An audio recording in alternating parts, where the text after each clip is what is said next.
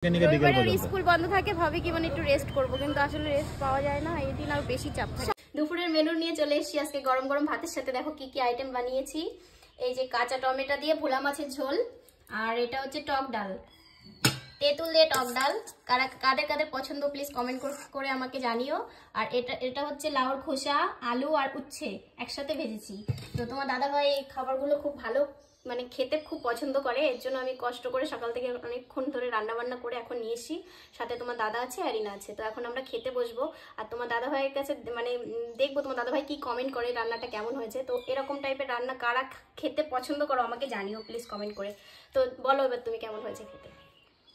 এখন তো না খেলে তো বোঝা যাচ্ছে না যে কেমন হয়েছে।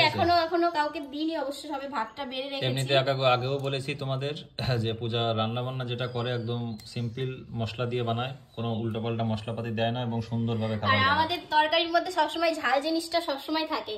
দেখো আমি টক ডাল বানিয়েছি, তার মধ্যেও শুকনো লঙ্কা। কেন কি তোমার দাদা ভাই এত পরিমাণে ঝাল খায়, একটু দেখাও এটা। এই দেখো এর মধ্যেও শুকনো লঙ্কা আমার দিতে হয়। আর তার সাথে এই যে দেখতে পাচ্ছ ভাত মানে তরকারির উপরে লঙ্কা। কারা কারা লঙ্কা মানে বেশি ঝাল পছন্দ করো সবকিছুর মধ্যে প্লিজ আমাকে জানিও। আর সব থেকে আমাদের বাড়ির মধ্যে পছন্দ করে তোমার দাদা।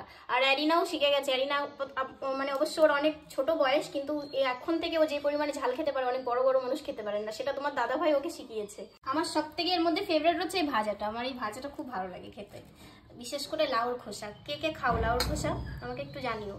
আমি তো লাউর খোসা কোনোদিনও ফেলি না, মানে আমাদের বাড়িতে লাউ আনলে এক খোসাগুলো আমি রাখবো। লাউর থেকে খোসা খেতে বেশি ভালো লাগে আমার। দুপুরে খাওয়া দাওয়া করে মনে হয় খুব সম্ভবত 1 ঘন্টা কি 1.5 ঘন্টা রেস্ট করেছি, ব্যাস। মানে আমার ঘুমও ক্লিয়ার হয়নি, আমি ঘুমাইছিলাম। পূজা হ্যাঁ ওঠো তাড়াতাড়ি, ওঠো। কোন জায়গায় এসেছি সেটা পূজার মুখ থেকে শুনেছি এবং তোমাদের আমি দেখাচ্ছি।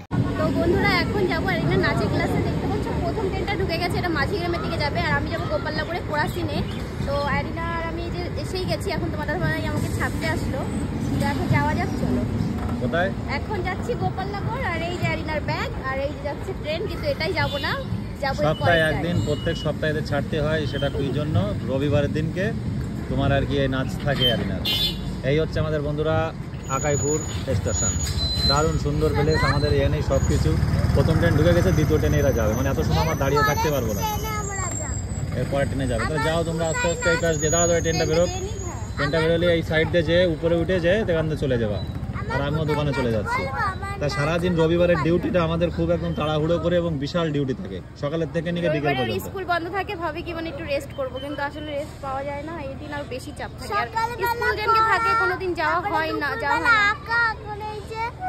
সকালে পড়া, দুপুরে একা, রাত্রে ড্যান্স, মানে কোনো ছাড় নেই। এদিকে আমারও এদের সাথে। তো বন্ধুরা আজকের মতো ভাই, খুব শীঘ্রই আবার কালকে একটা দেখি অন্যরকম ভিডিও তোমাদের মাঝে আনতে পারি কিনা। হ্যাঁ পূজা বাই করে দাও সবাইকে।